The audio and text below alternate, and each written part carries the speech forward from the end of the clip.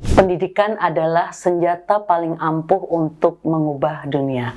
Kali ini kita kehadiran tamu kehormatan, pahlawan tanpa tanda jasa, guru bisa menjadi bupati. Kali ini kita kehadiran Bapak Dr. Nahor Nekwek, SPD MM, selaku Bupati Yalimo, Provinsi Papua Pegunungan. Selamat pagi Pak Bupati. Selamat pagi. Luar biasa. Dengan baju putih ini menandakan bahwa Bapak sudah siap untuk memberikan motivasi untuk di Stipan Channel. Selamat datang Bapak di Stipan Channel. Terima kasih. Selamat datang. Silakan Bapak, mungkin di sini kita akan sedikit memberikan, pengen kenal Bapak, tak kenal maka tak sayang. Mungkin saya boleh memberikan beberapa pertanyaan. Silakan Bapak. Terima kasih. Yang pertama saya sampaikan terima kasih banyak kepada Stipan, begitu antusias untuk terima saya di sini karena saya punya maksud tertentu untuk datang di sini. Sebelum saya menceritakan, yang pertama saya memperkenalkan diri. Tak kenal maka tak sayang. Yes. Nama saya Dr. Nahor Nekwek, SPD MM. Saya Bupati Kabupaten Yalimo. Dan kehadiran saya di kampus ini, visi saya yang pertama adalah bagaimana caranya kita meningkatkan sumber daya manusia orang Yali. Dan saya mempersiapkan diri investasi manusia orang Yali itu ke depan, mereka harus bangkit dan maju, dan mereka harus kuat untuk memimpin masa depan Kabupaten Yalimo. Maka ada beberapa alumni yang sudah sementara bekerja di Kabupaten Yalimo, punya disiplin luar biasa, semangat kerja. Maka mulai tahun ini saya mau kirim lagi dengan banyak mahasiswa dari Yalimo mulai di kampus ini. Oleh karena itu saya datang orientasi sekalian dengan kita ada komitmen-komitmen tertentu supaya pendidikan ini memang seumur hidup. Oleh karena itu ada yang sudah selesai, tetapi ada yang belum, banyak yang belum. Kita harus berusaha untuk harus sekolah di sini. Ya. Artinya memang pendidikan ini dapat mengubah segalanya ya Pak ya. Siap. Saya setuju sekali misi Bapak tadi bahwa pengembangan SDM itu sangat dibutuhkan, khususnya di daerah Kabupaten Yalimo. Nah, pandangan Bapak ini, pendidikan di era otonomi khusus ini, khususnya di Papua, khususnya di Kabupaten Yalimo, seperti apa Bapak? Ya, memang banyak orang berkata bahwa Otsus tidak sukses, gagal. Memang itu di sisi politik, tapi kita orang birokrasi. Saya sebagai bupati, sesuai dengan undang-undang otonomi khusus, dana Otsus itu diperuntukkan untuk pendidikan 30%, kesehatan 15 sampai dengan sekarang 20. Betul, itu manfaatnya jelas. Selain dari itu, memang penggunaannya sesuai dengan presentasi aturan yang ada, kita pakai itu. Dan saya mulai kepala dinas 10 tahun, saya kelola Otsus itu 30% untuk bagaimana pendidikan di Kabupaten Yalimo harus berubah. Memang mulai dari nol. Kita keluar dari Kabupaten Induk Jaya, asetnya pendidikan waktu itu ST hanya 14, SMP 3, SMA tidak ada. Dan itu satu motivasi bagaimana saya harus berusaha untuk mulai berbuat sesuatu. Tapi kita pakai dengan undang-undang otonomi khusus. Kekhususan itu kita harus perlu buat. 2-3 orang di mana ada, kita buka sekolah 3 kelas. Kita harus 10 orang, berarti 5 orang keluar, berarti saya sukses. Kita pakai sistem itu. Supaya anak-anak di daerah-daerah terpencil, daerah terisolir, mereka itu punya hak untuk mendapat pendidikan sesuai dengan undang-undang. sistem pendidikan nasional. Setuju sekali. Tadi artinya bahwa menarik sekali tadi di Kabupaten Yalimo ternyata masih banyak yang memang SD, SMP-nya masih terbatas ya Pak. Untuk kita punya saudara-saudara di Papua sana untuk menempuh pendidikan. Dengan hadirnya Bapak, karena beliau sebagai seorang akademisi, sebagai seorang guru, terpanggil untuk memberikan akses pendidikan ya Pak ya, khususnya untuk saudara-saudara di Papua, khususnya di Yalimo. Artinya bangga kawan-kawan yang ada di Yalimo bahwa mempunyai bupati yang memang beliau concern di pendidikan, karena kalau sudah banyak orang-orang yang punya akses pendidikan, artinya Bapak akan melahirkan kader-kader muda sukses nantinya ya Pak ya. Seperti misi bangsa ini menyiapkan generasi emas Indonesia emas 2045. Nah, mungkin selanjutnya Pak Bupati, kenapa sih Pak harus memilih kampus Sekolah Tinggi Ilmu Pemerintahan Abdi Negara? Saya pikir tadi saya sudah sampaikan bahwa ada alumni yang mereka kerja sekarang di Yalimo. Ya. Saya lihat tampil karakter mereka beda dengan yang lain. Berarti kita akan dididik orang Yali yang lain juga harus kita kirim di sini. Dan kita melalui pendidikan ini, ada orang Yali yang lain akan masa depan kita harus mempersiapkan untuk Kabupaten Yalimo. Ya. Oleh karena itu saya pilih kampus ini karena ada alumni yang kerja di sana bagus. Iya. Artinya memang benar sekali Pak, kampus Tipang itu tersebar di seluruh Papua. Artinya ada kurang lebih alumni kami itu 1.100, dan penyiapan alumni kami ini tidak hanya dibekali ilmu teori Bapak, dengan wawasan kebangsaan, karakter mereka cinta tanah air, kemudian wawasan Nusantara juga diajarkan di kampus ini.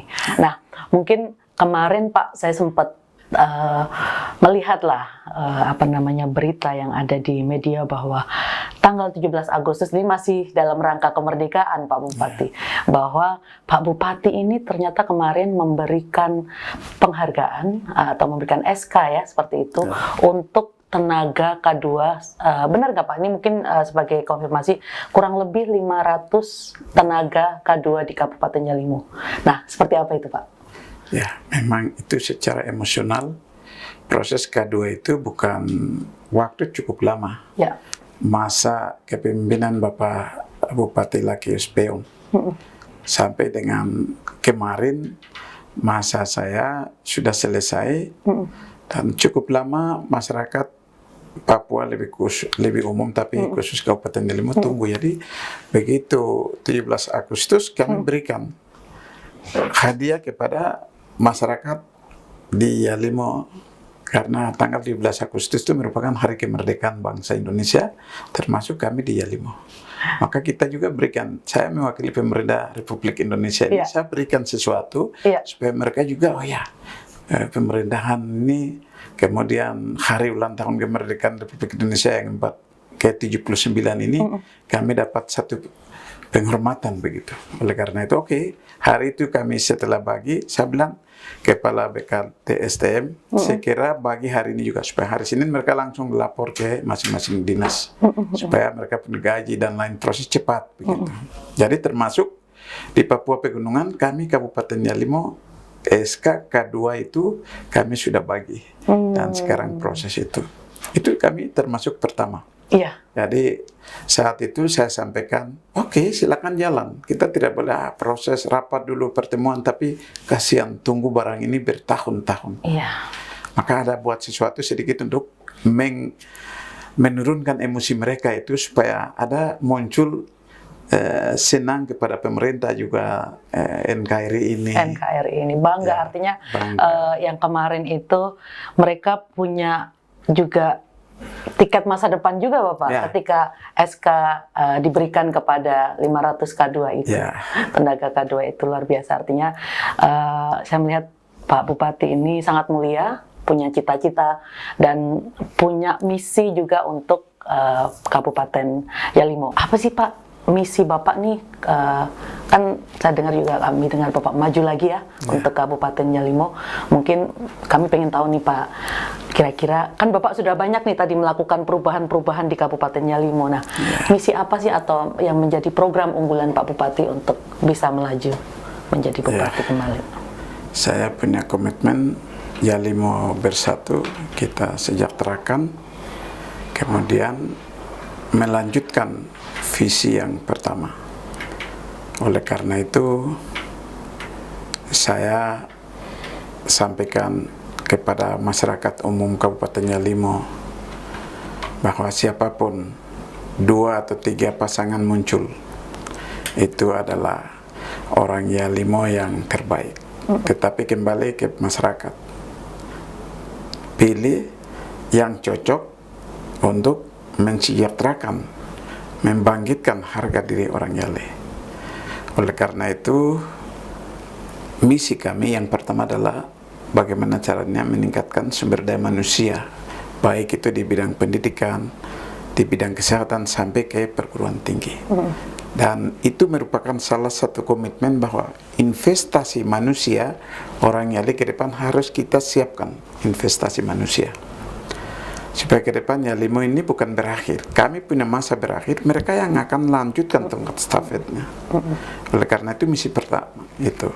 Yang kedua, bagaimana infrastruktur dasar untuk antar kabupaten, dari juga antar distrik, karena daerah di sana punya kehidupan di sana adalah salah satunya alat transportasi adalah pesawat udara, pesawat kecil. Itu ada 2 distrik, yaitu distrik Welarek, kemudian ada distrik Aplavsli sebagian, dan salah satu distrik yang belum masuk adalah distrik Welarek. Dan di situ saya mulai benahi lapangan terbang yang layak untuk mereka buka, supaya angkutan mereka dari kota ke kampung atau ke distrik ya itu harus kita tingkatkan. Kemudian bagaimana caranya perekonomian masyarakat asli untuk memberdayakan ke depan, bagaimana itu visi yang lain. Nah, melalui itu saya mau semua masyarakat di sana harus damai.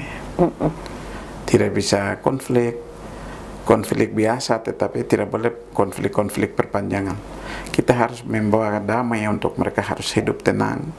Terakhir, kita sejahterakan masyarakat Kabupaten Yalimo dengan 5 tahun ke depan ini kita harus buat yang betul-betul nyata kepada masyarakat. Itu saya sudah rancang dan mudah-mudahan besok saya pimpin Yalimo atau siapapun pimpin Kabupaten Yalimo, kita punya tugas utama adalah bagaimana masyarakat harus kita sejahterakan. Dan yang paling penting lagi, masyarakat Kabupaten Yalimo, kalau saya pimpin, kemarin politik kita jalan itu beda. Untuk sekarang saya rangkul semua masyarakat, saya rangkul semua untuk orang asli yang sudah sarjana, sudah selesai, tapi karena politik, oke.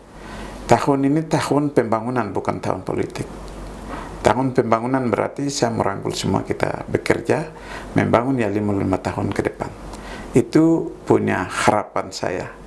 Semoga besok saya dipilih, saya akan lakukan dengan itu.